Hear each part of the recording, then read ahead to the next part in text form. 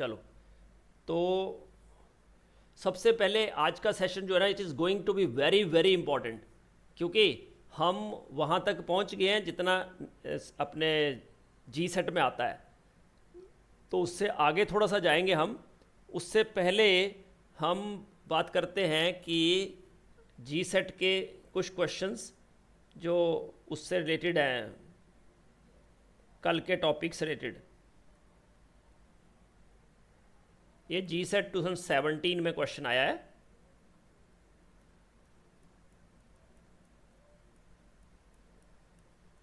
Related to Arrhenius equation. Question है the rate constant, the activation energy and pre exponential factor for a chemical reaction at 25 degree Celsius, all the values are given. तो बोलता है as the temperature tends to infinity the rate constant will be. तो पहली बात कि according to Arrhenius equation, you know what is the Arrhenius equation?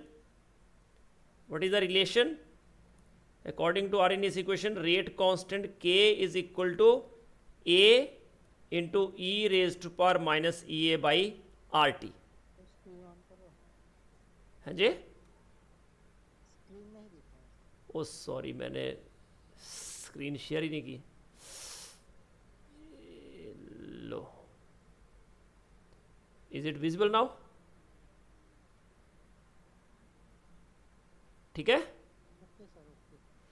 हाँ, तो question था the rate constant, activation energy and pre exponential factor for a chemical reaction at 25 degree Celsius, सब दिया हुआ था आपको। तो बोलता है the temperature tends to infinity the rate constant will be. तो यहाँ से आपको क्लियर है कि अगर temperature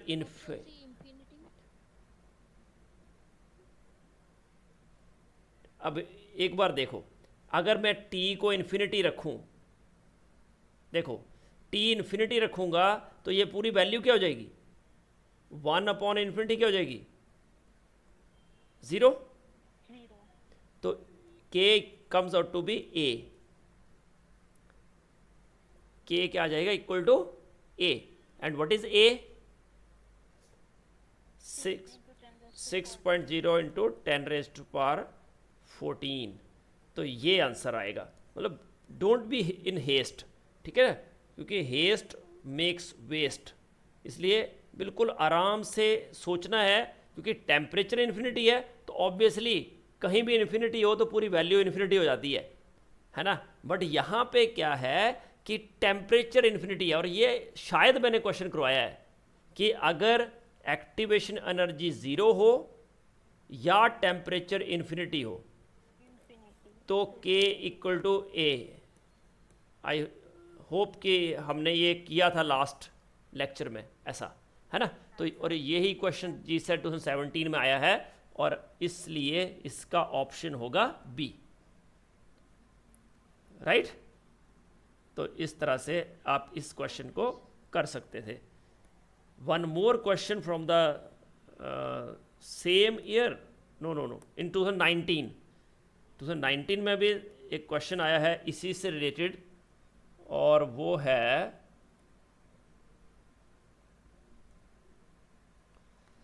this one.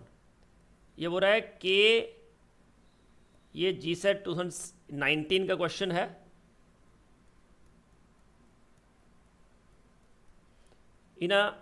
if for a reaction the plot of natural log of k versus 1/t gives a straight line, then what is the relation between activation energy and slope? तो अभी हम okay, minus EA upon R। तो यहाँ पे कौन C option correct हुई? क्योंकि according to Arrhenius equation this is the equation, तो हमने क्या किया? नेचुरल लॉग ले लिया। तो natural log of k equal to natural log of a minus EA upon RT। तो अगर हम ग्राफ प्लॉट करते हैं natural log of k versus 1/t, तो कैसा ग्राफ आएगा? स्ट्रेट लाइन, क्योंकि नेचुरल लॉग ऑफ k हो गया y और 1/t क्या हो गया? x। तो और स्लोप क्या हो गया? नेगेटिव। तो इसका बेटा स्लोप आएगा -EA/R। इसका मतलब ये हुआ कि activation energy is equal to minus, उससे ले जाओ, हाँ, minus slope into R. That means which option is correct? C option is correct. That's it, done. तो ये अपने पास क्वेश्चन आए हुए हैं आरएनएस इक्वेशन से रिलेटेड, तो ये भी आप लोग कर लेना। अब हम बात करते हैं जो अगला हमारा टॉपिक है, दैट इज कोलिजन थ्योरी। तो कोलिजन थ्योरी पे आज तक एक क्वेश्चन आया हुआ है, ठीक है ना, पर क्योंकि अभी जीसेट का भी ट्रेंड चेंज हो रहा है, वो हायर ऑर्डर के क्वेश्चन पूछ रहा है, तो कोलिजन थ्योरी भी हम कर लेते हैं अच्छे से, क्योंकि कोलिजन थ्योरी पे भी क्वेश्चन बन सकता है। तो पहली बात कि कोलिजन थ्योरी में क्या सपोज करते हैं हम कि जो मॉलिक्यूल्स हैं, इसमें जो सपोज करते हैं कि मॉलिक्यूल्स आर हार्ड स्फीयर्स। सबसे पहला जो इसका पोस्टुलेट है कि कोलिजन थ्योरी के अकॉर्डिंग जो मॉलिक्यूल्स हैं they are treated as hard spheres, मतलब स्फेरिकल शेप मानी जाती है उनकी। Spherical shape means they are non directional, उनकी शेप को काउंट नहीं करता है कोलिजन थ्योरी। ये इसकी लिमिटेशन भी है कि वो ये मानता है कि जो मॉलिक्यूल्स हैं दे आर हार्ड स्फीयर्स।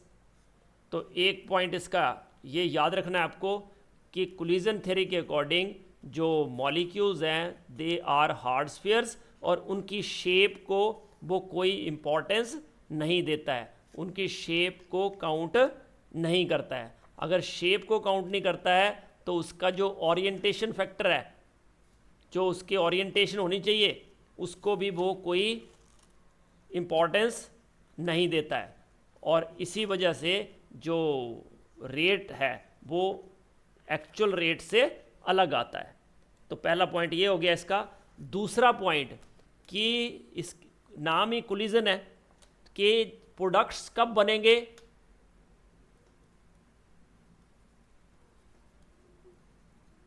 कब बनेंगे products? Products are formed only कब? जब रिएक्टेंट, हाँ, reactant molecules collide with each other. Products are formed only when reactant molecules collide with each other. तो सबसे पहला जो है, first and foremost thing is कि मॉलिक्यूल्स एक दूसरे के पास आएं और वो आपस में कोलाइड करें। और ये कोलिजन थ्योरी किसके लिए एप्लीकेबल है ये भी याद रखना, it is applicable two by molecular gaseous reactions. सिर्फ गैशियस रिएक्शंस के लिए एप्लीकेबल है। और कौन से गैशियस रिएक्शन? बाई मॉलिक्यूलर, कि दो मॉलिक्यूल होने चाहिए जो आपस में कोलाइड करें, और दो क्या, दो ही होने चाहिए, है ना। ये मेन पॉइंट है इसका, दो होने चाहिए जो दो आपस में कोलाइड करें। अब कोलाइड करना ही इम्पॉर्टेंट नहीं है, उसमें एनर्जी फैक्टर भी इन्वॉल्व होना चाहिए। तो एनर्जी फैक्टर क्या बोलता है? एनर्जी फैक्टर के अकॉर्डिंग कोलाइड होने के बाद कौन से मॉलिक्यूल जो हैं वो कौन से कोलिजन इफेक्टिव होंगे? यस बेटा, कोलाइड करेंगे तो एनर्जी जो है उनकी किसके ज़्यादा होनी चाहिए? एक्टिवेशन एनर्जी से ज़्यादा होनी चाहिए। मतलब only those collisions are effective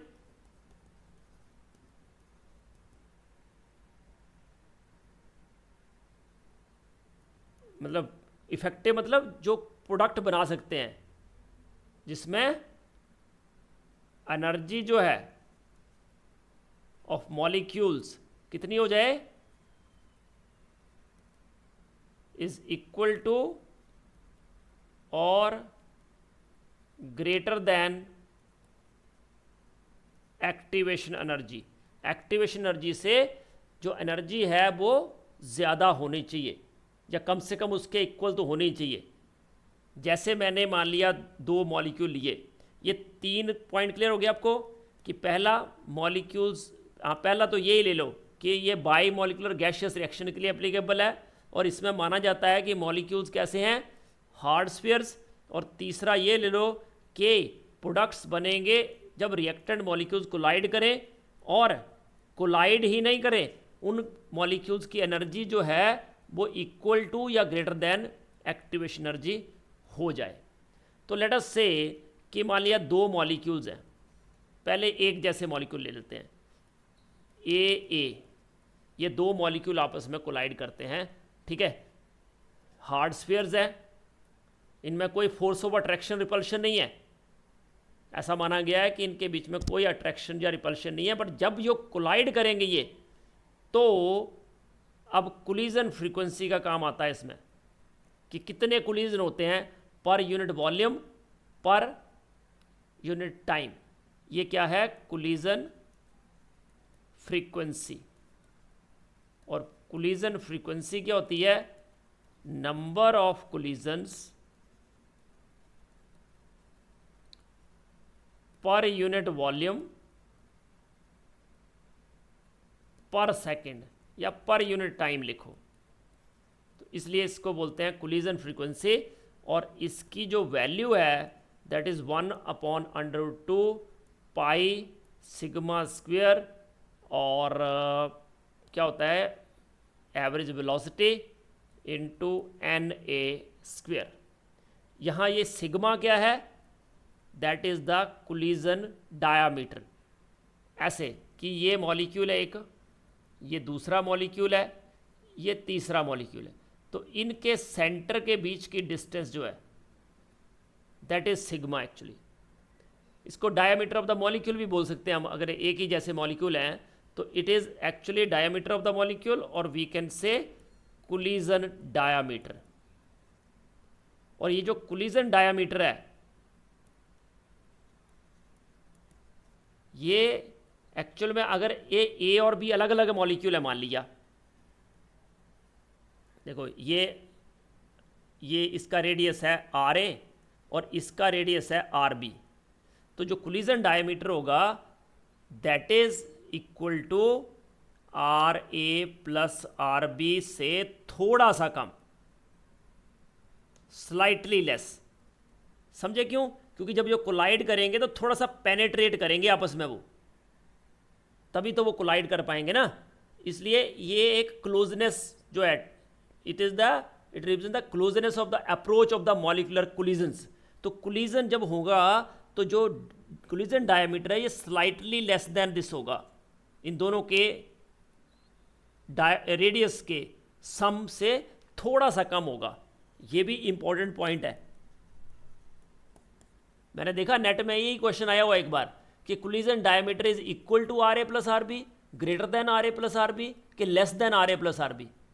तो देखो सिंपल सा फंडा था कि RA प्लस RB से थोड़ा सा कम होना चाहिए कोलिजन डायमीटर। इसको कोलिजन पैरामीटर भी बोल देते हैं, ठीक है। तो और इसमें ये वाला फैक्टर आया ना, this is average velocity. Average velocity का फॉर्मूला अगर आपको आता होगा तो इट इज़ 8kT/πm। ये k क्या है? बोल्ट्जमैन कांस्टेंट है। यहाँ पे मैं kb कर देता हूँ क्योंकि रेट कांस्टेंट से आप कंफ्यूज ना करो। It is Boltzmann constant, t is temperature, pi तो पता ही है आपको, m क्या है? Molar mass of the solute, ठीक है। तो यहाँ पे मैंने उसमें देखा था नेट में, ऐसा क्वेश्चन भी आया है कि जो रेट है, रेट ऑफ द रिएक्शन है इन कोलिजन थ्योरी, वो टेम्परेचर के साथ कैसे वेरी करती है। तो देखो अगर मैं कोलिजन फ्रीक्वेंसी की बात करूं तो उसमें कहीं भी टेम्परेचर इन्वॉल्व नहीं है, और उसको अगर मैं लिखूं उसका रेट तो क्या लिखूंगा?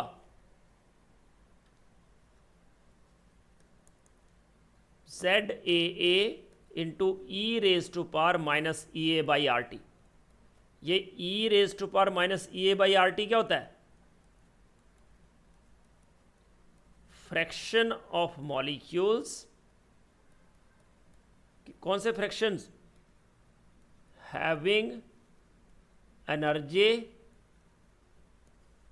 इक्वल टू और greater than activation energy. Fraction of molecules having energy equal to और ग्रेटर देन ई ए। ये जेड ए क्या है? Collision frequency. और वहीं पे अगर मुझे ए प्लस बी टू प्रोडक्ट बनाना हो तो रेट क्या हो जाएगा? Z A B e raise to power minus E A by R T. तो यहां से आप बता सकते हो कि ये कितना है, क्या बोलते हैं इसको,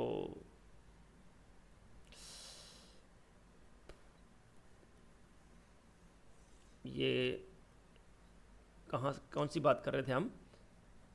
हाँ, रेट जो है और टेम्परेचर में क्या रिलेशन है बोलो? रेट टेम्परेचर के साथ कैसे वेरी करेगा? डायरेक्ट रिलेशन है, स्क्वायर का रिलेशन है, कि स्क्वायर रूट का रिलेशन है? What is the relation?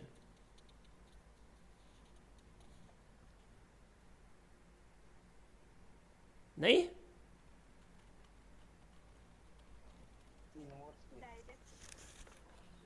बेटा देखो, अभी मैंने पढ़ाया आपको कि जो जेड ए है क्या होता है? 1/√2 पाई सिग्मा स्क्वेयर, पढ़ा अभी, into average velocity N A square e raise to power minus E A by R T लिखा था। तो यहाँ पे ये जो है ये स्क्वेयर रूट हो गया ना, रेट या के लिख दो इसको, है ना, वही के का रिलेशन होगा। इसका मतलब के जो है that is directly proportional to square root of the temperature. तो कोलिजन थ्योरी के अकॉर्डिंग जो रेट कांस्टेंट है that is directly proportional to square root of the temperature. याद रखना ये। तो यहाँ पे क्या याद रखना है आपको, हर चीज़ मैं बता देता हूँ। पहले तो ये पोस्टुलेट्स आपको कोलिजन थ्योरी के याद होने चाहिए कि कोलिजन थ्योरी जो है उसमें बाई मॉलिक्यूलर गैशियस रिएक्शंस जो हैं के लिए होता है, ये बाई मॉलिक्यूलर होना चाहिए। मॉलिक्यूल जो है वो हार्ड स्फीयर मानता है, वो मतलब उसका शेप जो है स्ट्रक्चर को कंसिडर नहीं करता है। और प्रोडक्ट तभी बनता है जब मॉलिक्यूल कोलाइड करें, और किस एनर्जी से कोलाइड करें, उसकी एनर्जी इक्वल टू या ग्रेटर देन एक्टिवेशन एनर्जी होना चाहिए। और एक और पॉइंट लिख लो कि it considers only translational motion of molecules, बाकी रोटेशनल वाइब्रेशनल को काउंट नहीं करता है collision theory. It considers only translational motion of molecules. जो कोलाइड करने वाले मॉलिक्यूल्स हैं उनका सिर्फ ट्रांसलेशनल मोशन ही काउंट करता है। पता है ना, 3 तरह के मोशन होते हैं। ट्रांसलेशनल मतलब एक्स एक्सिस पे, वाई एक्सिस पे, जेड एक्सिस पे 3D में मूवमेंट जो है that is called translational motion. और दूसरा रोटेशनल मोशन होता है, और तीसरा कौन सा होता है? Vibrational motion. ठीक है, तो उनमें से सिर्फ वो किसको काउंट करता है? Translational motion of the molecules. ये 5 चीज़ें इसकी याद रखनी है। दूसरा आपको याद रखना है अगर, तो ये वाला कि कोलिजन जो फ्रीक्वेंसी है that is 1/√2 pi sigma square mu bar N A square. और ये जो पाई इंटू सिग्मा स्क्वेयर है इसको हम बोलते हैं कोलिजन क्रॉस सेक्शन।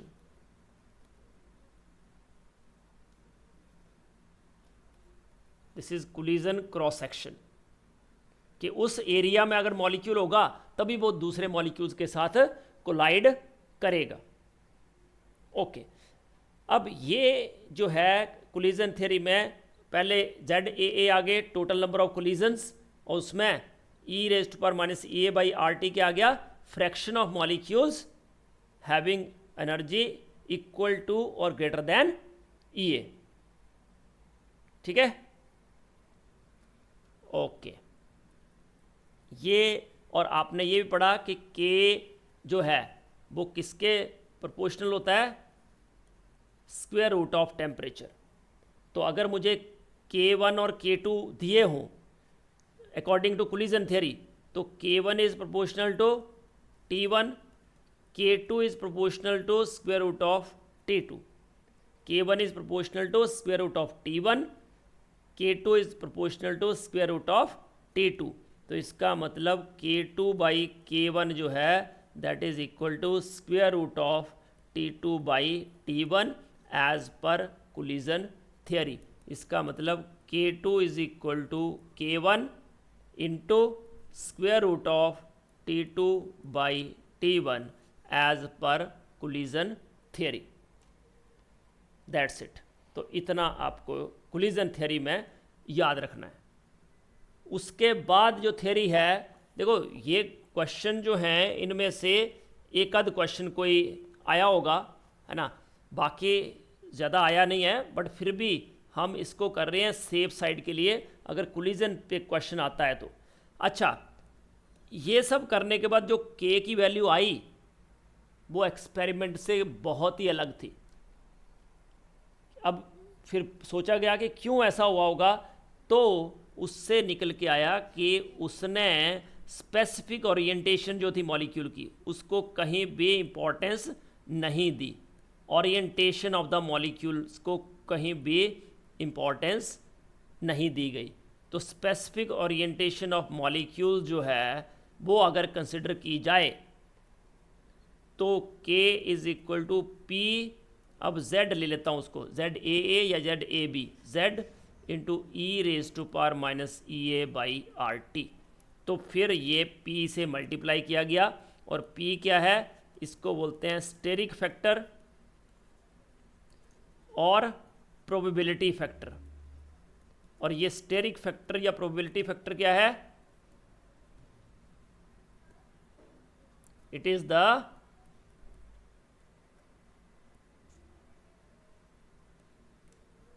probability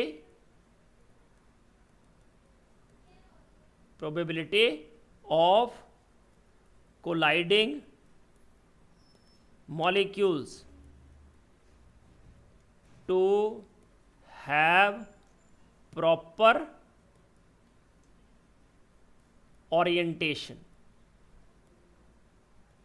ठीक है, probability of colliding molecules, probability of colliding molecules to have proper orientation। तो proper orientation का मतलब क्या है, जैसे मान लिया कि हमारे पास ये वाला एग्जाम्पल लेते हैं SN2 रिएक्शन का, कि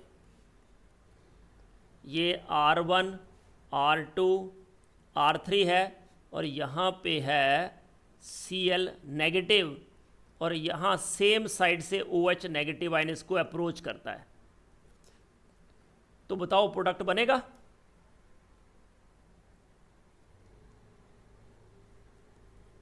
और दूसरे केस में हम लेते हैं कि जो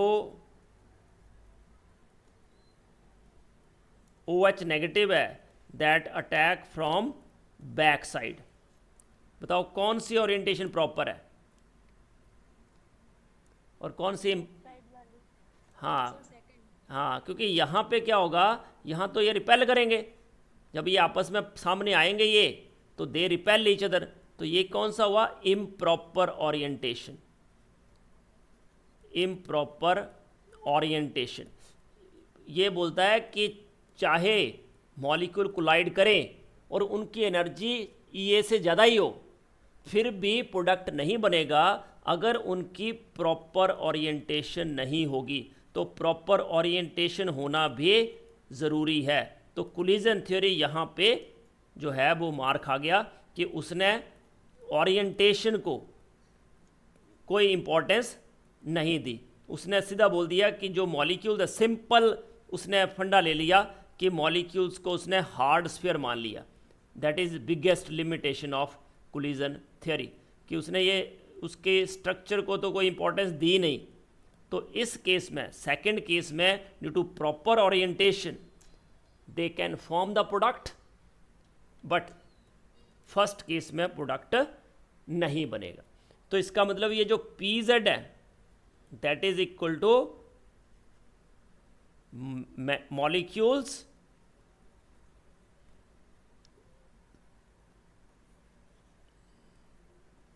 number of molecules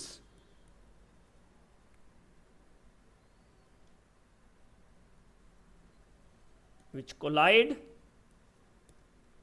with proper orientation। ऐसे मॉलिक्यूल जो प्रॉपर ओरिएंटेशन के साथ कोलाइड करते हैं, मतलब these are the number of effective collisions condition apply. कौन सी कंडीशन?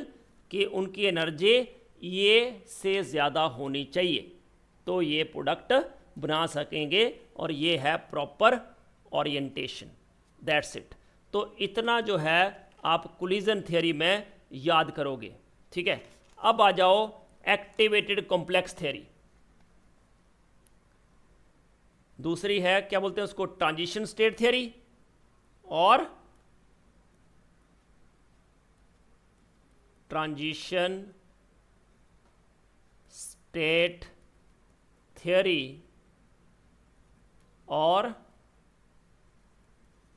एक्टिवेटेड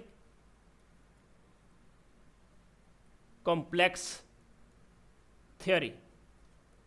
तो ट्रांजिशन स्टेट थ्योरी और एक्टिवेटेड कॉम्प्लेक्स थ्योरी, इसमें भी आपको क्या याद रखना है कि सबसे पहले जब मॉलिक्यूल्स एक दूसरे के पास आते हैं तो क्या क्या बनाते हैं वो मॉलिक्यूल्स। अब एक दूसरे के पास आते हैं तो they leads to the formation of, बोलो क्या बनाते हैं, एक्टिवेटेड कॉम्प्लेक्स। हाँ, और एक्टिवेटेड जो कॉम्प्लेक्स बनता है, मान लिया दो मॉलिक्यूल पास आए A+B, तो वो क्या बना देंगे, एक्टिवेटेड कॉम्प्लेक्स। और रिएक्टेंट और activated complex they are in equilibrium, और once product is formed then it becomes irreversible. मतलब ये इस तरह का फंडा है कि ये है पोटेंशियल एनर्जी, ये है रिएक्शन के कोऑर्डिनेट्स, और जब मॉलिक्यूल कोलाइड करें, एक्सोथर्मिक रिएक्शन बना रहा हूँ मैं, यहाँ पे A और B पास आएंगे और यहाँ पे पहुँच जाएंगे, और ये बन गया आपका एक्टिवेटेड कॉम्प्लेक्स, और फिर बन गया प्रोडक्ट। तो जब तक वो जहाँ पे होंगे कहीं भी, इवन यहाँ भी पहुँच गया, तो ये वापस आ सकता है, मतलब रिवर्सिबल है रिएक्शन। A एंड B, ठीक है, बनाते हैं ये एक्टिवेटेड कॉम्प्लेक्स, और इट इज़ हाईली अनस्टेबल।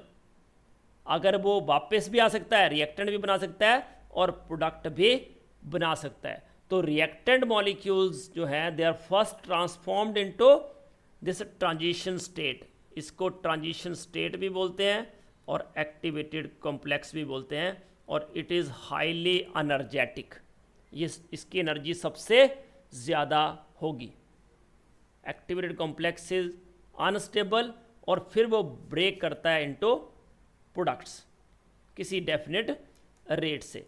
तो ये भी क्वेश्चन आ चुका है कि जो एक्टिवेटेड कॉम्प्लेक्स है that is in equilibrium with reactant और it is in equilibrium with product, और बोथ ऐसे करके क्वेश्चन आया हुआ है। तो आपको लिखना है, क्या लिखना है कि एक्टिवेटेड कॉम्प्लेक्स जो है that is in equilibrium with reactants.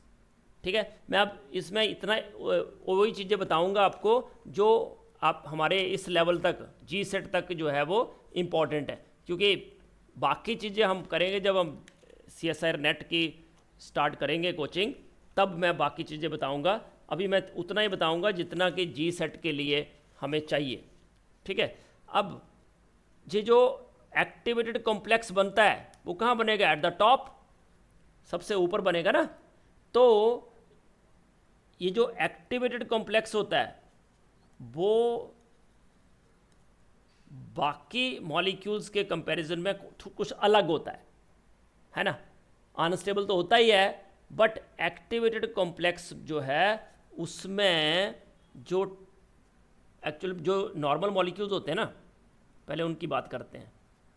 Normal molecules में क्या होता है कि जो ट्रांसलेशनल डिग्रीज ऑफ फ्रीडम कितने होते हैं? 3। नॉर्मल कौन से? नॉन लीनियर की बात कर रहा हूँ मैं। नॉन लीनियर नॉर्मल मॉलिक्यूल्स में ट्रांसलेशनल डिग्री ऑफ फ्रीडम कितना होता है? 3। रोटेशनल डिग्री ऑफ फ्रीडम में कितना होता है? 3। और वाइब्रेशनल डिग्री ऑफ फ्रीडम होता है 3n-6 अगर उस मॉलिक्यूल में n एटम्स हैं। आई होप कि आपने पढ़ा होगा ये कि अगर n एटम्स किसी में हैं तो उसमें जो टोटल डिग्री ऑफ फ्रीडम होते हैं वो होते हैं 3n। उसमें से 3 ट्रांसलेशनल का मतलब है कि x एक्सिस में जा सकते हैं, y एक्सिस में जा सकते हैं, z एक्सिस में जा सकते हैं, 3D में घूम सकते हैं, तो उसको बोलते हैं ट्रांसलेशनल डिग्री ऑफ फ्रीडम। फिर रोटेशन भी, अगर तो लीनियर मॉलिक्यूल है, लीनियर हो तो एक एक्सिस पे तो खुद होगा वो, तो वहाँ तो वो रोटेट नहीं करेगा, बट लीनियर मॉलिक्यूल्स में रोटेशनल हो जाते हैं 2, और वाइब्रेशनल उसमें होते हैं फिर 3n-5, और जो नॉन लीनियर होते हैं उसमें 3n-6। बट एक्टिवेटेड कॉम्प्लेक्स जो होता है उसमें अगर टोटल एटम्स n हैं तो उसमें जो ट्रांसलेशनल है वो तो 3 होंगे ही, वाइब्रेशनल भी 3 होंगे, बट उसमें रोटेशनल भी 3 होंगे, बट उसमें जो वाइब्रेशनल होते हैं ना वो हो जाते हैं 3n-7। देखो अलग हो गया ना। वैसे तो क्या होना चाहिए? 3n-6, बट इसमें ये बोलता है कि इसमें जो एक्टिवेटेड कॉम्प्लेक्स जब ब्रेक होता है ना तो one of the vibrational degree of freedom जो है उसके साथ वो ब्रेक होता है। मतलब कि जो एक्टिवेटेड कॉम्प्लेक्स जब प्रोडक्ट में बनता है तो जो वाइब्रेशन होती है at the top of the barrier, उसमें वाइब्रेशनल डिग्री ऑफ फ्रीडम जो है वो कन्वर्ट होती है ट्रांसलेशनल डिग्री ऑफ फ्रीडम में। वाइब्रेशनल डिग्री ऑफ फ्रीडम जो है ट्रांसफॉर्म इनटू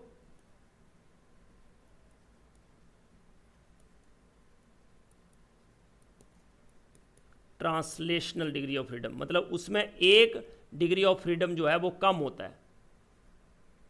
DOF लिख देता हूं, डिग्री ऑफ फ्रीडम, एक डिग्री ऑफ फ्रीडम कम होती है, और जो फ्रीक्वेंसी होती है उस वाइब्रेशन की जिसके अगेंस्ट वो ब्रेक करता है, तो frequency of such vibration will be low. उसकी जो वाइब्रेशन होती है that will be low.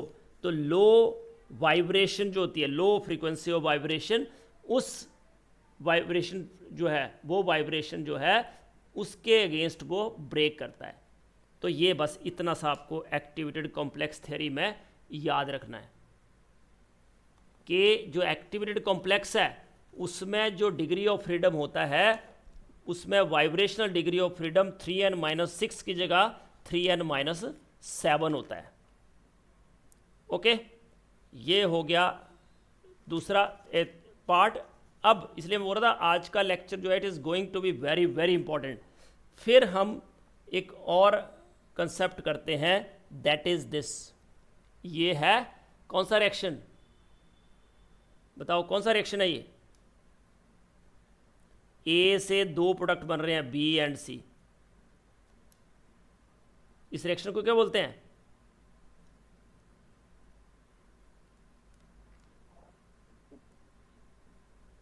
Yes, किसी को पता है? Sir parallel reaction. Very good, it is parallel reaction.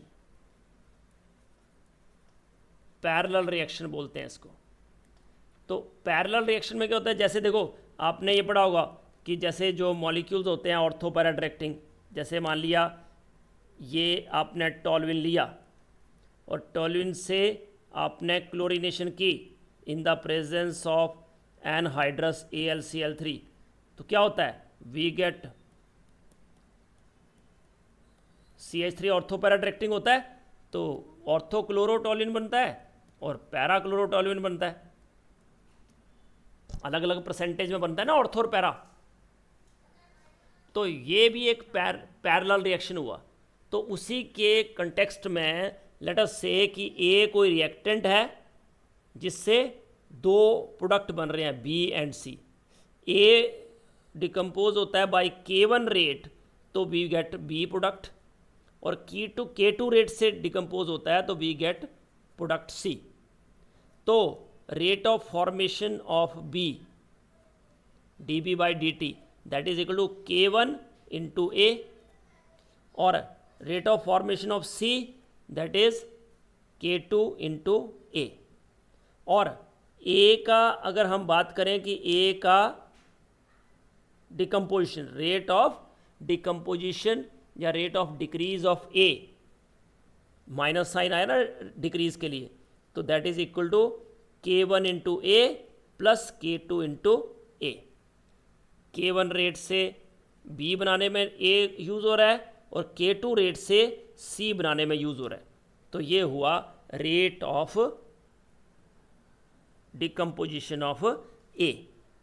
तो इस तरह से अगर मुझे B की परसेंटेज लिखनी है तो B K1 रेट से बन रहा है और टोटल है K1 प्लस K2, तो percentage of B equal to K1 divided by K1 plus K2 into 100। और C की परसेंटेज वैसे ही क्या हो जाएगी, K2 divided by K1 plus K2 into 100। तो ये रिलेशन याद रखना, that are very very important. और वैसे ही अगर B और C की रेशियो मुझे निकालनी है तो B और C की रेशियो क्या हो जाएगी, K1 बाई K2, क्योंकि B बन रहा है K1 रेट से और C बन रहा है K2 रेट से। ओके, ये दिया है B upon C equal to K1 by K2। तो इस समय पैरेलल रिएक्शन में इतना याद रखना है, क्योंकि इससे रिलेटेड भी क्वेश्चन आ चुका है that yes this is the question. तो ये क्वेश्चन आया हुआ एग्जाम में, GSET 2019 का ही पेपर है जिसमें ये पैरेलल रिएक्शन पे क्वेश्चन आया है।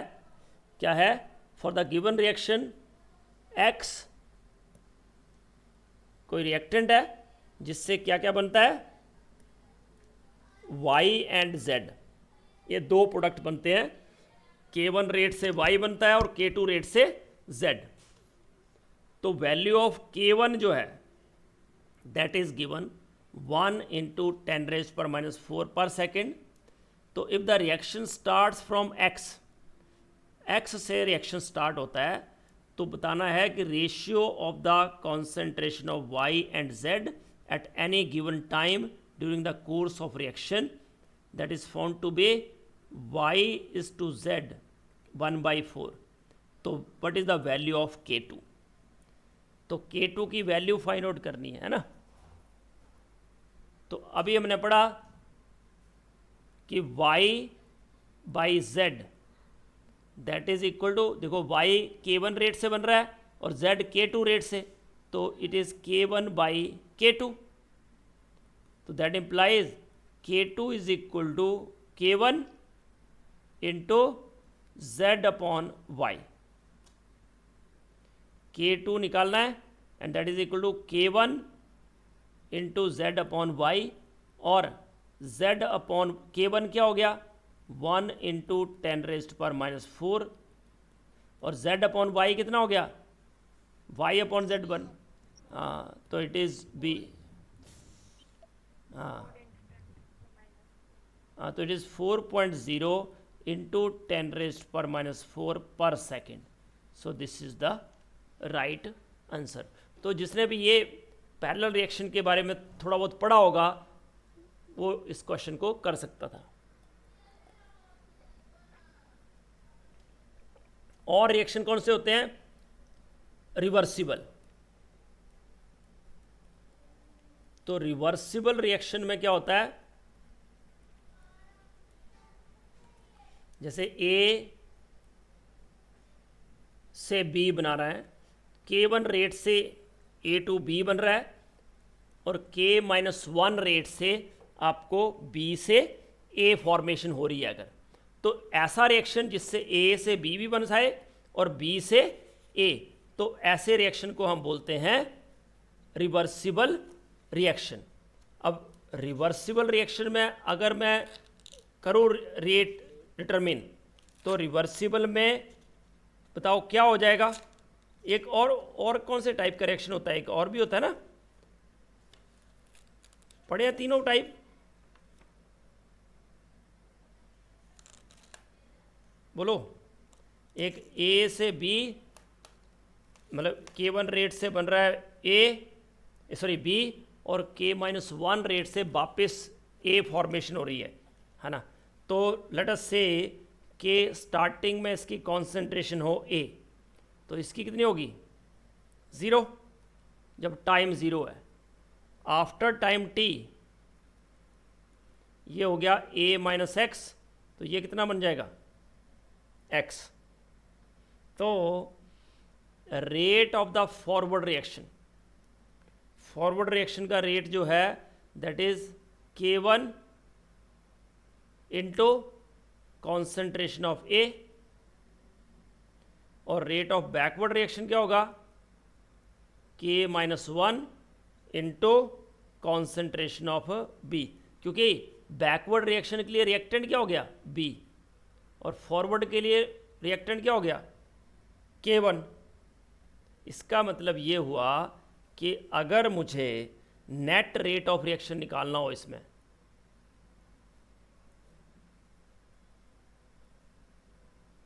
Net rate of reaction that is dx by dt, तो that is equal to K1 into A minus K-1 into B।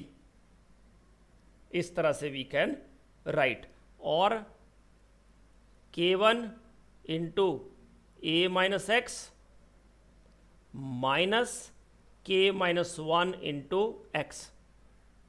अब ये ऐसा क्वेश्चन भी आपको मिल सकता है देखने को कि अगर रिवर्सिबल रिएक्शन के बारे में वो पूछता है तो, और अगर इससे भी एक स्टेप आगे जाएं, जैसे मान लिया नेट के पेपर में, तो ऐसा लिख सकता है वो कि n मोल्स ऑफ A हैं और m मोल्स ऑफ B हैं। देखो ये पहले इतना लिख लिया सबने, पहले तो इतना क्लियर हो गया सबको। अगर यहीं पे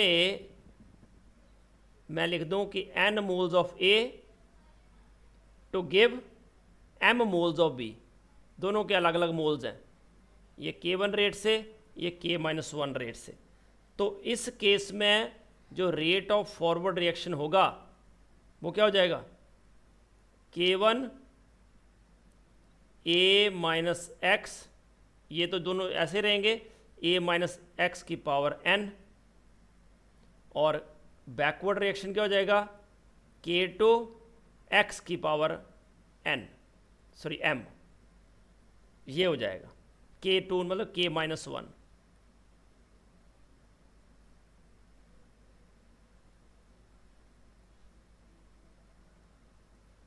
तो ये हो जाएगा, ठीक है। और नेट रेट ऑफ रिएक्शन क्या होगा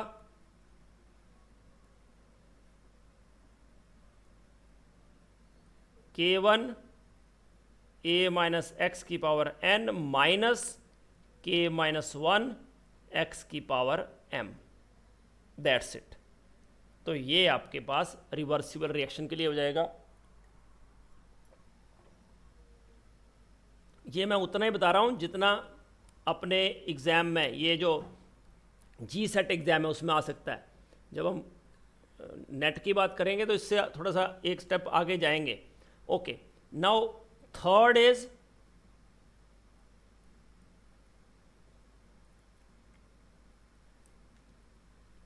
कॉन्सेक्यूटिव रिएक्शन।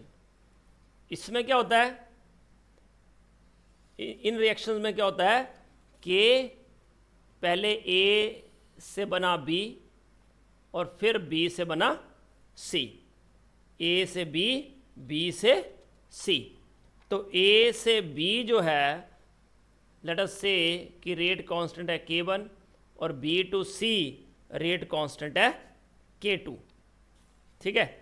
तो A से B K1 रेट और B टू C जो है वो है K2 रेट।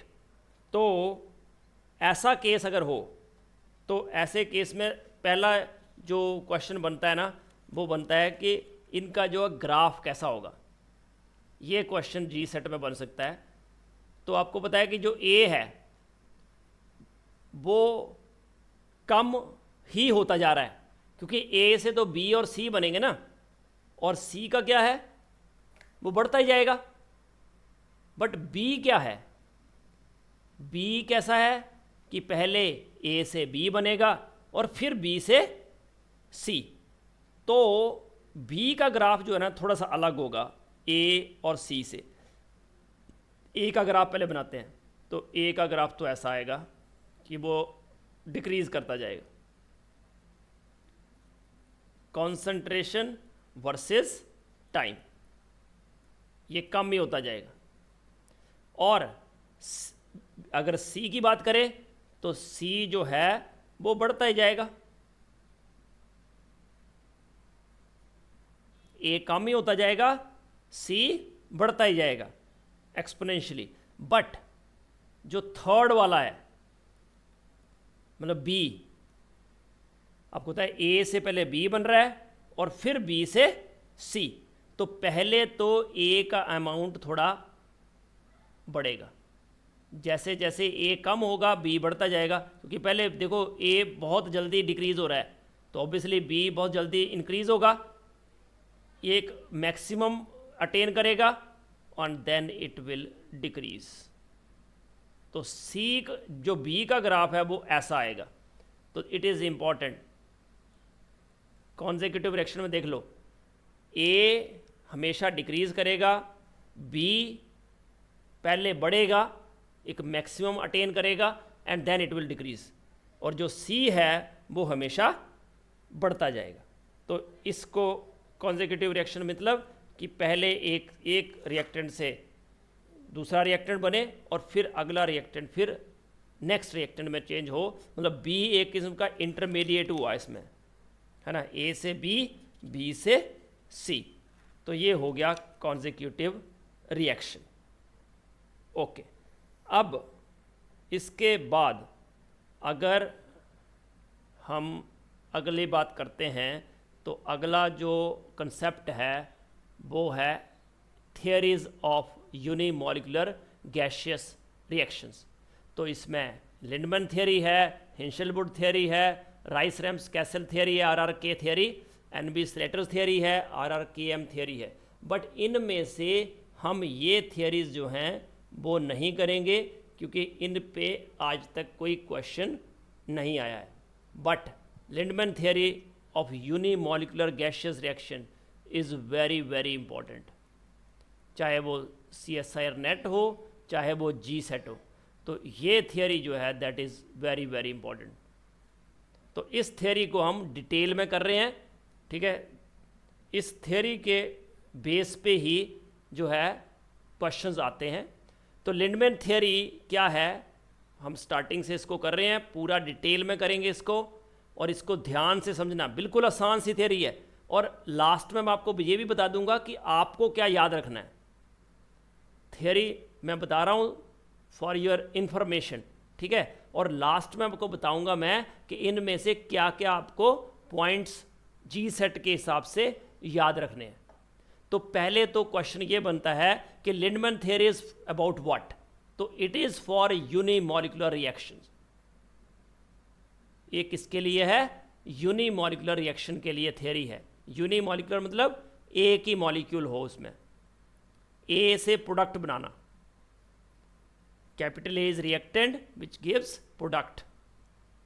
और वो कैसे प्रोसीड होता है, पहले A दूसरे A से टकराता है तो क्या होता है, एनर्जी ट्रांसफ़र होती है, एक की एनर्जी बढ़ जाती है, दूसरे की एनर्जी थोड़ी कम हो जाती है। तो वो किस में आ जाता है, एक्साइटेड स्टेट में। जैसे ये मॉलिक्यूल यहाँ पे एक्साइटेड स्टेट में आ गया, एक A मॉलिक्यूल जो है, ये मॉलिक्यूल हमारे काम का है क्योंकि that will leads to the product formation. और ये स्लो स्टेप होगा, that is rate determining step. तो रेट डिटर्मिनिंग स्टेप में एक ही मॉलिक्यूल इन्वॉल्व हो रहा है, इसलिए इसको बोलते हैं यूनिमॉलिक्यूलर रिएक्शन। पहले ए किसी दूसरे ए से टकराया और उसने एक मॉलिक्यूल को क्या कर दिया, एक्साइट कर दिया, और जैसे उसने एक्साइट किया तो एक्साइट होने से वो क्या बन गया, टूट गया, और वी गेट द रिएक्ट कर गया और बनाया प्रोडक्ट। तो लैंडमैन मैकेनिज्म में क्या होता है कि there is a time lag.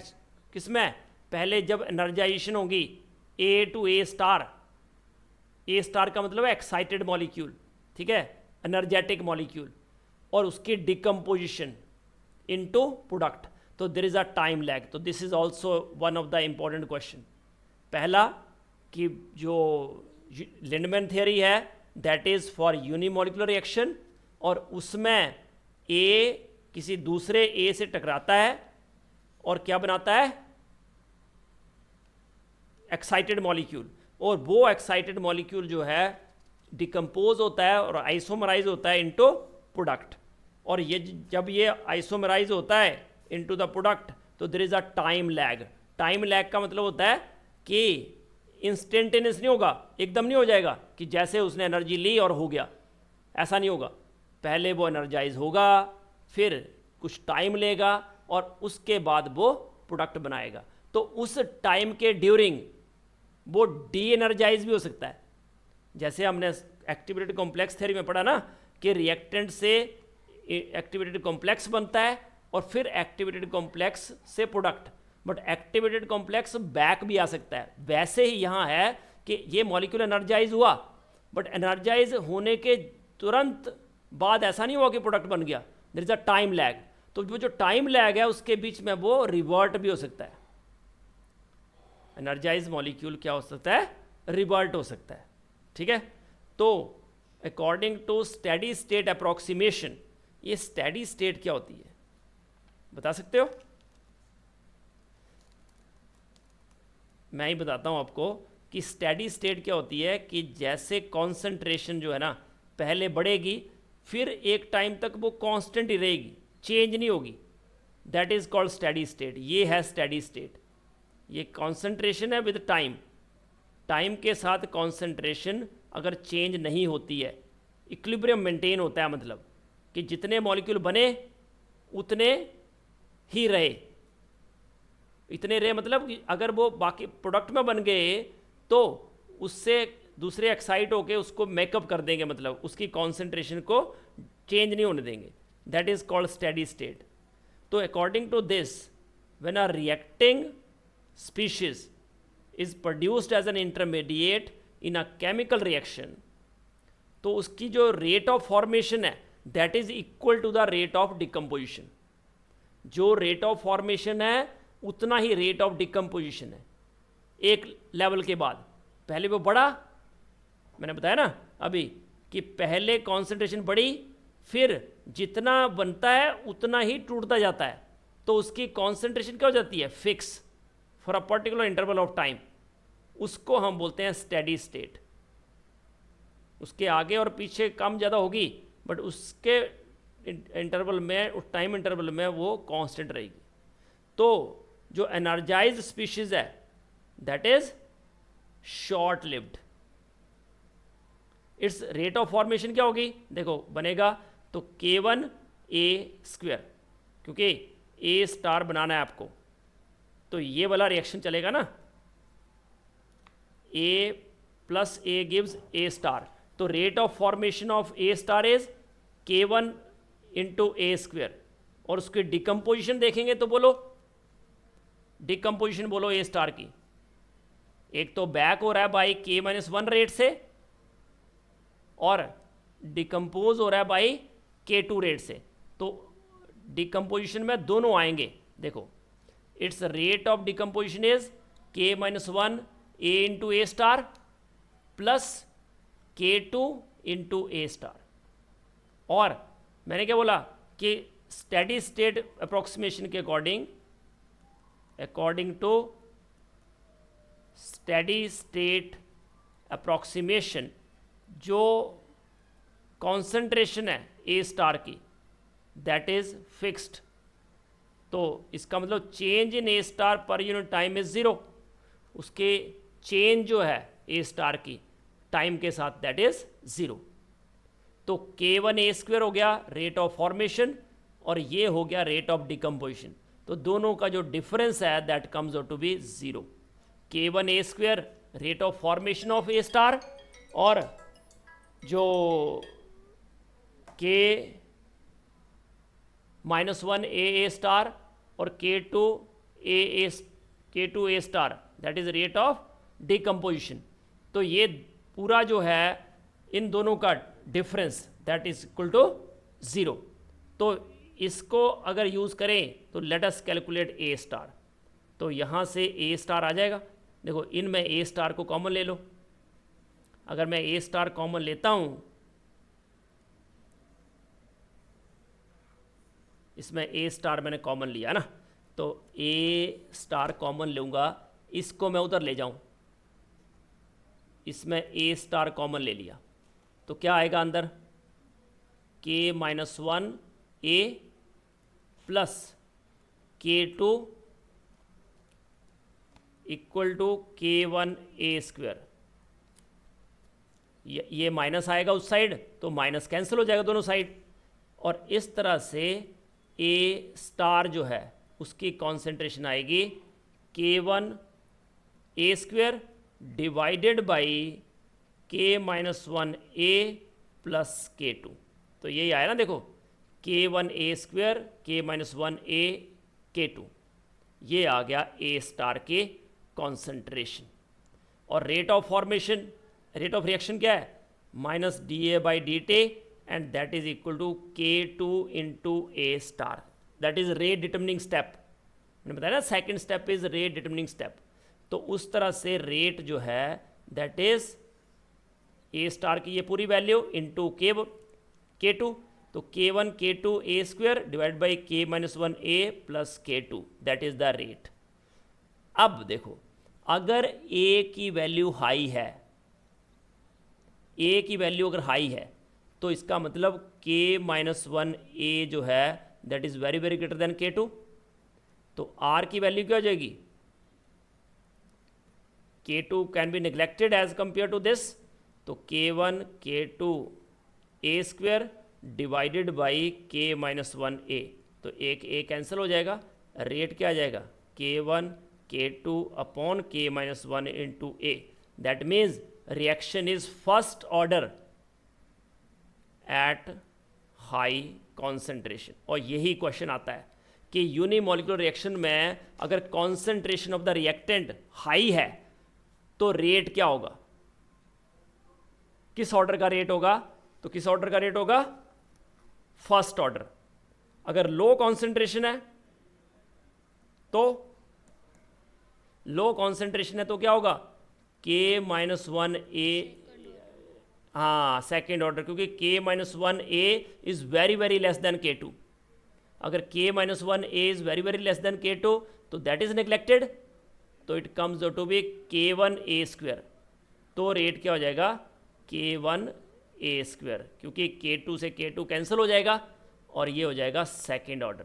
तो लो कॉन्सेंट्रेशन पे it is second order, high concentration पे इट इज़ फर्स्ट ऑर्डर। ये क्वेश्चन जो है बनता है एग्ज़ाम में आता है। ये पूरा समझाया है कि रेट लॉ जो है given by equation 4 it has no definite order, क्योंकि ऊपर भी कॉन्सेंट्रेशन है नीचे भी कॉन्सेंट्रेशन है, there is no definite order, but दो limiting cases we can decide if k-1a is very very greater than k2, what it means कि if concentration is very high, concentration is very high or pressure in case of gaseous mixture is high, तो rate follows first order kinetics। तो ये first order kinetics follow करता है। case 2 if k-1 is very very less than k2, then rate becomes k1a²। so at low concentration or at very low pressure in case of gaseous mixture, reaction follows second order kinetics. ये दोनों point जो हैं they are very very important. तो experimental rate जो है वो ये होगा, it is K universal rate constant into A. तो ये जो है एक्सपेरिमेंटल रेट है for unimolecular reaction according to Lindemann expression, Lindemann theory. और अगर हम के यूनिवर्सल को कंपेयर करें, है ना, तो हमने अभी लिखा के यूनिवर्सल इनटू ए, तो एक्चुअल में क्या था रेट, अभी किया था हमने रेट क्या था पूरा, रेट था K1 K2 A square divided by, बोलो, K-1 A प्लस K2, ये था रेट। तो इसमें एक ए को अलग कर दो, इस पूरे को एक तरफ रखो और ए को एक, तो ये पूरा क्या हो गया के universal K1 K2 A upon K-1 A plus K2। तो के यूनिवर्सल हो गया के डैश, वी कैन से K1 K2 A upon K-1 A plus K2। तो यहाँ A से अगर इन दोनों को डिवाइड कर दें तो K1 into K2 divided by K-1 plus K2 upon A। तो ये हो गया के यूनिवर्सल। अब इसकी लिमिटेशन क्या है लिंडमैन थ्योरी की, कि अगर इस के यूनिवर्सल मतलब के डैश को हम इस तरह से लिखें, देखो एक को फर्दर कर दिया, देखो K1 K2 upon K-1 plus K2 upon A, तो K-1 से फर्दर हमने इसको डिवाइड कर दिया, तो K2 K1 upon K-1 divide by 1 plus K2 upon K-1 A। तो इसको अगर हम प्लॉट करें ग्राफ को of the first order rate constant, ये क्योंकि इसमें जो कॉन्सेंट्रेशन थी उसकी पावर 1 थी ना, तो ये फर्स्ट ऑर्डर रेट कांस्टेंट हो गया वर्सेस ए। अगर प्लॉट करें graph in the higher concentration range, it fails at lower concentration range. Higher concentration range पे it's okay, but lower concentration rate पे ये फेल हो जाता है रेट। कैसे, देखो कि ये ग्राफ इस तरह से, ये लिमिटिंग वैल्यू आ जाएगी, और अगर ए की वैल्यू K2 अपॉन K-1 रख ले हम, A is equal to K2 upon K-1, तो ये पूरा जो है क्या हो जाएगा 1 प्लस 1, तो बाई 2 हो जाएगा। तो ये हो गया K1 dash infinity divide by 2, और हाई कॉन्सेंट्रेशन होगी तो ये पूरा हो जाएगा K2 K1 K-1। देखो K डैश जो है that is K dash infinity by 2, कब, जब K-1 A equal to K2, और A हाफ जो है that is K2 upon K-1, और ये जो वैल्यू है K डैश इन्फिनिटी की that is an experimental quantity. इसको हम थ्योरेटिकली मेजर नहीं कर रहे हैं, it is an experimental quantity. तो इट वाज थॉट कि using simple collision theory it could be written as Z into exponential minus E upon RT। Z you know collision frequency factor है, और EA ले लो इसको, तो EA क्या है, activation energy. तो एक्सपेरिमेंटली इट वाज फाउंड कि वैल्यू ऑफ जो A हाफ है it was always smaller than those estimated in this way. तो एरर कहाँ लाई करता है, it is in the estimation of K1 rather than K1 infinity, जो कि एक एक्सपेरिमेंटल क्वांटिटी है। इसका मतलब कि we should modify K1 actually we should modify so that it is larger than this value. इस वैल्यू से वो लार्जर आना चाहिए। और दूसरी डिफ़िकल्टी क्या है इस मैकेनिज्म के, कि जो एक्सपेरिमेंटल रिजल्ट्स हैं उनको हम दूसरे तरीके से भी प्लॉट कर सकते हैं। इस तरह से प्लॉट करें तो theoretically it comes out to be like this, but experimentally there is a deviation. तो ये लिमिटेशन है, बट लिमिटेशन में हमें अभी नहीं जाना है। हमें जो याद रखना है वो मैंने आपको बता दिया। क्या याद रखना है कि लिंडमैन थ्योरी के अकॉर्डिंग जब जो कॉन्सेंट्रेशन है जब हाई होती है तब कौन सा रेट फॉलो करता है वो? हेलो, जब कॉन्सेंट्रेशन हाई होती है तो कौन सा रेट? First order. और जब कॉन्सेंट्रेशन लो होती है तो इट फॉलोज सेकेंड ऑर्डर। तो ये वाला पॉइंट अगर आपको याद है तो अपना क्वेश्चन तो हो जाएगा, क्योंकि यहीं से क्वेश्चन बनता है, ये इस पार्ट से, ये याद रखना है आपको, ये वाली इक्वेशन। याद नहीं भी रखोगे तो इतना तो याद रखना है कि एक कॉन्सेंट्रेशन जो है वो नीचे आती है, कि जब ये कॉन्सेंट्रेशन हाई होती है तो ए से एक कैंसिल हो जाता है तो फर्स्ट ऑर्डर हो जाता है, और जब ये कॉन्सेंट्रेशन लो होती है तो ये वाला पार्ट इसके कंपैरिजन में निगलेक्ट हो जाता है, तो ये ए स्क्वायर रहता है। तो लो कॉन्सेंट्रेशन पे सेकंड ऑर्डर, हाई कॉन्सेंट्रेशन पे first order. That is the important question.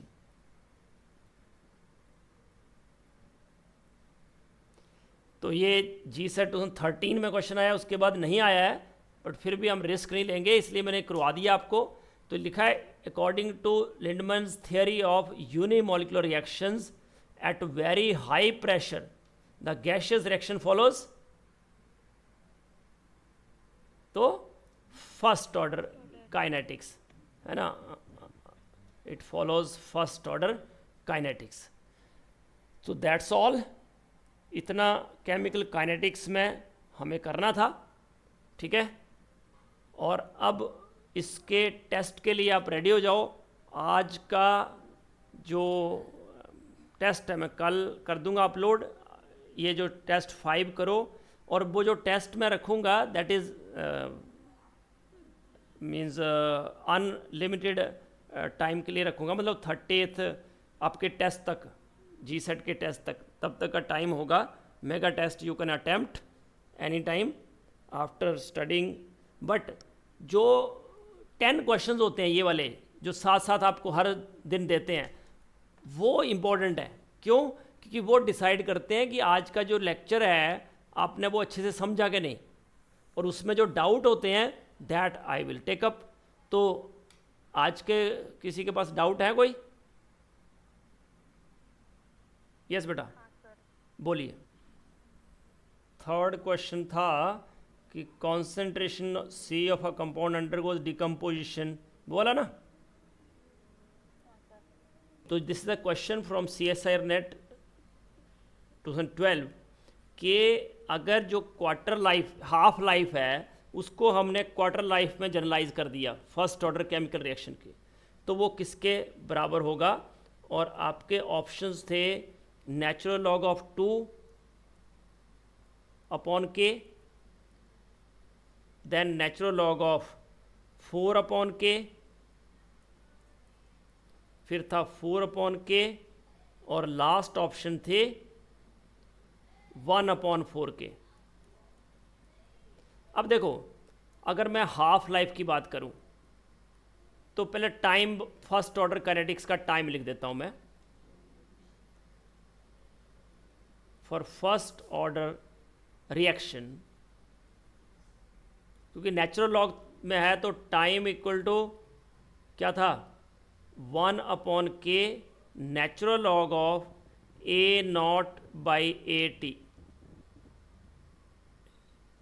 बेटा पता नहीं आपके माइक में प्रॉब्लम है, जब भी आप ऑन करते हो तो बहुत आवाज़ आती है, ठीक है, थोड़ा इसको ठीक करो, पता नहीं क्या प्रॉब्लम है। ओके, तो फर्स्ट ऑर्डर रिएक्शन में टाइम जो है that is equal to 1 upon K natural log of A0/AT, और अगर लॉग लिखें तो 2.303 मल्टीप्लाई हो जाता है। आई थिंक ये रिएक्शन, ये जो एक्सप्रेशन है that is known to everyone. तो यहाँ से एक बात तो क्लियर हो जाती है कि नेचुरल लॉग तो आएगा, तो मतलब ऑप्शन बचे 2। अगर आपको मान लिया करना नहीं होता, सिर्फ हिंट ही चाहिए होता, तो आपको पता है नेचुरल लॉग ऑफ 2/k होता है हाफ लाइफ के लिए। तो क्वार्टर लाइफ का मतलब क्या होता है? 1/4। हाफ मतलब 1/2, मतलब कि जब टाइम होगा t1/2 मतलब हाफ, तो जो at होगा that is equal to a0/2। तो t half is equal to 1/k natural log of a0 divide by a0/2। तो a0 से a0 कैंसिल, क्या हो जाता है? Natural log of 2/k। It is for half life. अब quarter life का मतलब है t इक्वल टू 1/4। तो 1/4 का मतलब क्या हो गया कि जो इनिशियल कॉन्सेंट्रेशन है उसका 1/4, that is the quarter life. तो quarter life is equal to 1/k, बोलो, natural log of a0 divided by a0/4। तो कितना हो गया? Natural log of 4/k। इसका मतलब ये वाला ऑप्शन आएगा। Okay sir. ठीक है, तो अब नेक्स्ट क्वेश्चन पे आते हैं हम।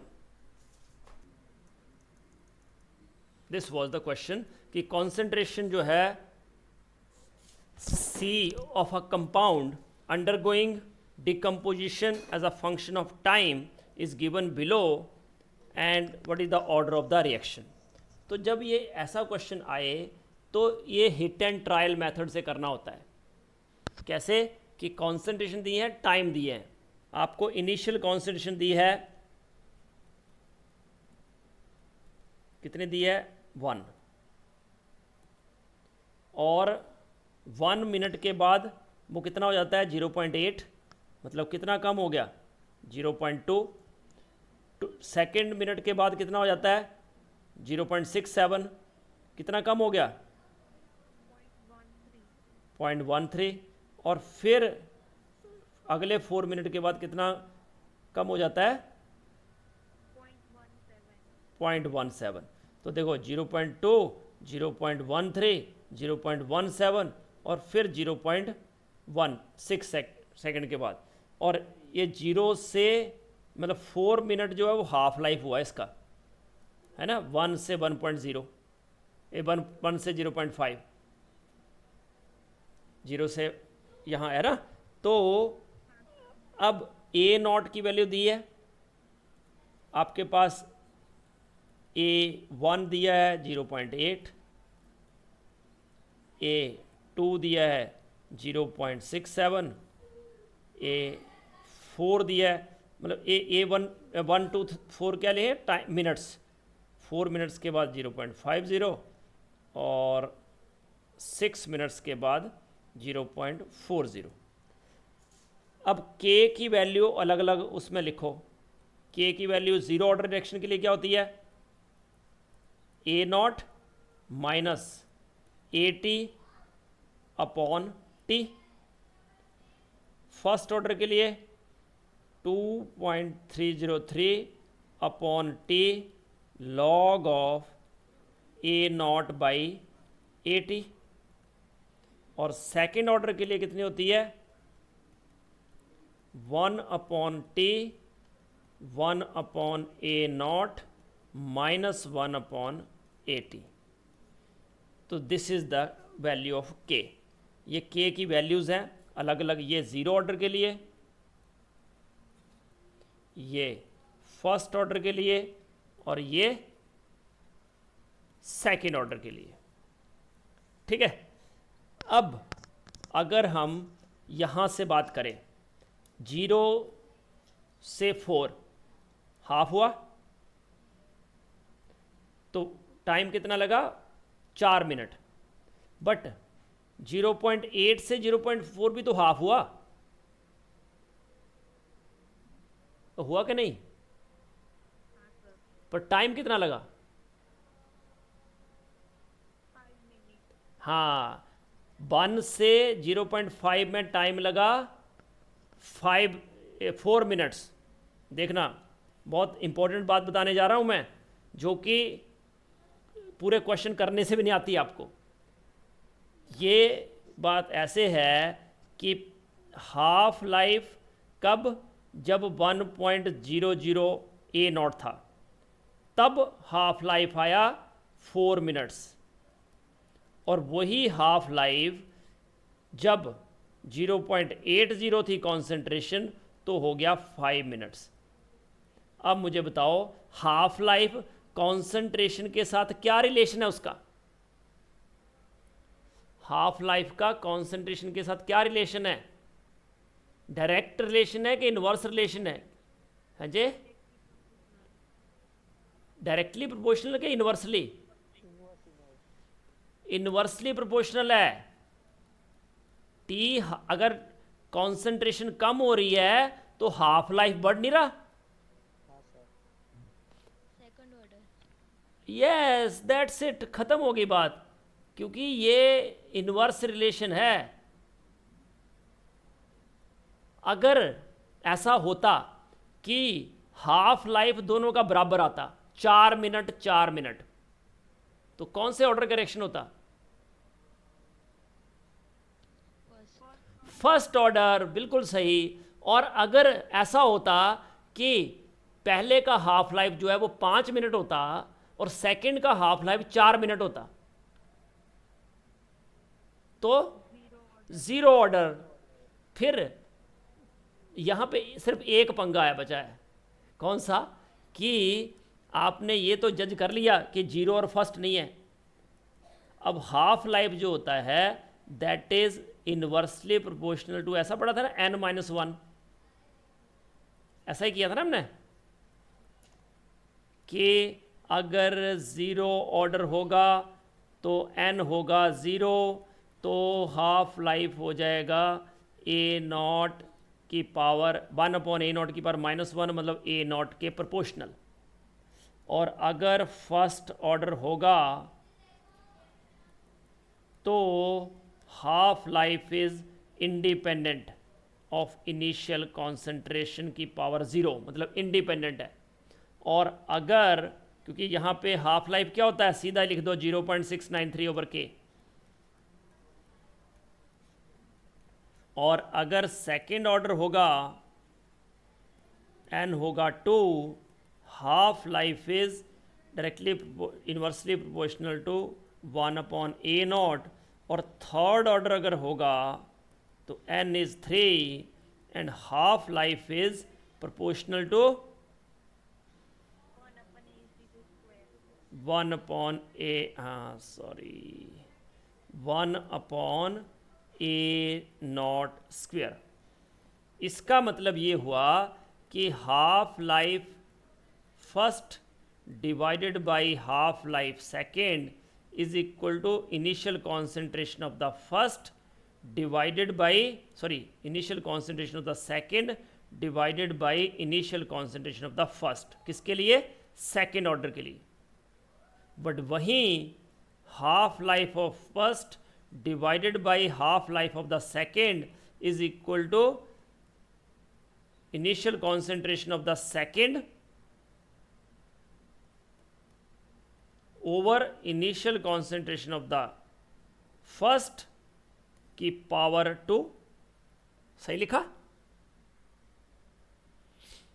तो सेकेंड ऑर्डर और थर्ड ऑर्डर में दोनों में इनवर्स रिलेशन है ना। तो अब एक अगला पंगा तैयार हो गया हमारे लिए, ठीक है। तो अब हम क्या करें, बोलो क्या करें?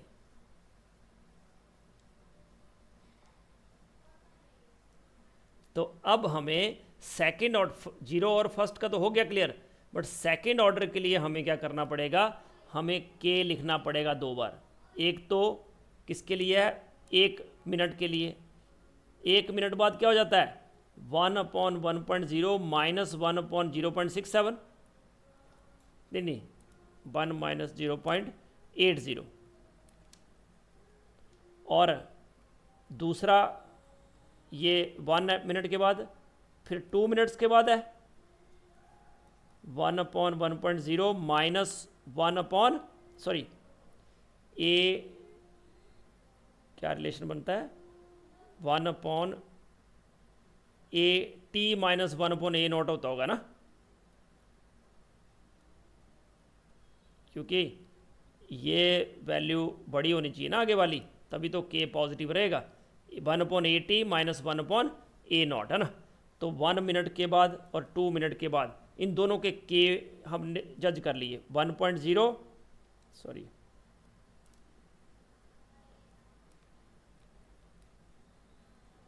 0. अगर उसने थर्ड ऑर्डर नहीं दिया होता ना तो कोई पंगा नहीं होता, पर उसने क्या है थर्ड ऑर्डर भी दिया है। 0. क्या था सेकंड के बाद कितना था 0.67 ना, और 1.0। तो ये जो है अब क्या होगा, एलसीएम कितना हो गया 0.8 और ये हो गया 1 माइनस 0.8, मतलब 0.2/0.8 मतलब 1/4। दूसरा बोलो 1/2 0.67 और ऊपर कितना हो गया 1.0 माइनस 0.67 कितना आ गया 0.1367 है।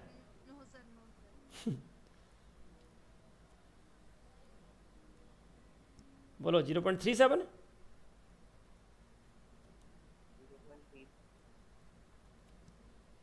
तो बोलो 0.37/0।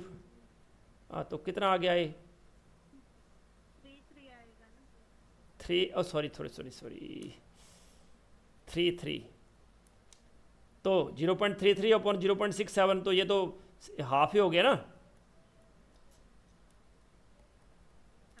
तो 1/4, तो ये भी 1/4 ये भी 1/4। दैट मीन्स कि रेट कांस्टेंट जो है it's value remains constant over the time period. इसका मतलब ये हुआ कि it is second order reaction. तो order of the reaction is 2। Got it? कैसे किया मैंने, 0 और फर्स्ट को तो हमने डायरेक्ट रिजेक्ट कर दिया है ना, बट सेकेंड ऑर्डर के लिए और थर्ड ऑर्डर के लिए हमें थोड़ा सा सोचना पड़ेगा। वैसे तो वो सेकंड से आगे देगा नहीं क्योंकि बहुत ही टेडियस कैलकुलेशन हो जाती है ना, पर फिर भी फॉर द सेफ साइड मैंने लिखा। बट अगर ऐसा क्वेश्चन आता है अपने जी सेट में तो जहाँ तक मैंने आपको बताया वहीं तक सॉल्व हो जाएगा वो। आपको यही देखना है, 0 और फर्स्ट में भी वो निपटा देंगे। तो आपको यही देखना है कि हाफ लाइफ जो है वो टाइम के साथ कॉन्सेंट्रेशन डिक्रीज़ हो रही है, तो हाफ लाइफ जो है वो भी डिक्रीज़ हो रहा है कि नहीं। अगर डिक्रीज़ हो रहा है तो इसका मतलब कि 0 ऑर्डर है।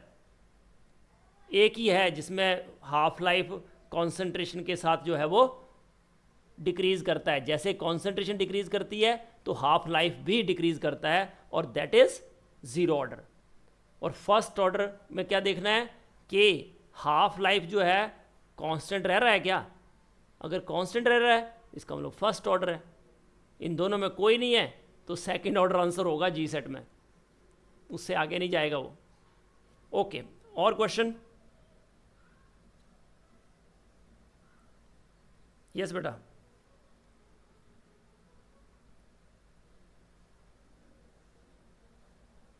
थोड़ा सा मैंने हायर ऑर्डर क्वेश्चन दे दिए थे, पर एनी हाउ धीरे धीरे हमें स्टेप बढ़ना है आगे। यस बेटा, और कोई क्वेश्चन? तो बाकी आप ट्राई करना, नहीं आएंगे तो मुझे आप व्हाट्सएप भी कर सकते हो, ठीक है। हम अलग से भी वीडियो बना सकते हैं, ठीक है। कल डाउट सेशन शाम को होगा और 11 बजे जो है ना, मैं ट्राई कर रहा हूँ कि मुडासा के एक सर हैं डॉक्टर तरुण पटेल, वो शायद आपकी क्लास लें कल, तो I will inform accordingly. But be prepared कि 11 o'clock आपका क्लास हो सकता है कल, दो it is Sunday, but Monday को भी आपका लीव ही है। तो और मैं चाह रहा हूँ कि जितने भी बच्चे हैं वो सारे टेस्ट को अटेम्प्ट करो। अब जितने भी टेस्ट आपने दिए हैं, ठीक है, उसको अटेम्प्ट करो, जो भी आपके बचे हुए टेस्ट हैं।